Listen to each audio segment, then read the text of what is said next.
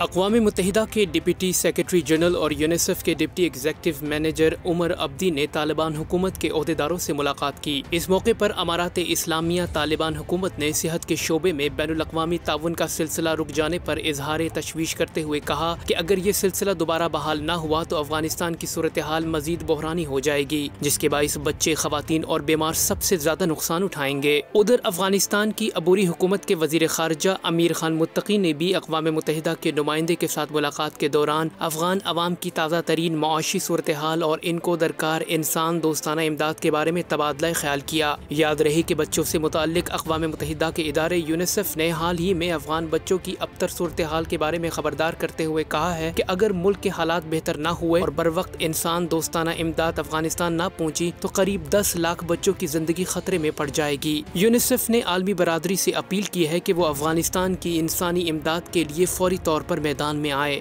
आलमी इदारे जो फलाह इंसानियत के लिए बनाए गए हैं, इनके लिए ज़रूरी है कि सियासी मफादात की बजाय इंसानी ज़रूरियात को मद्देनज़र रखते हुए यकसा तर्ज अमल इख्तियार करें।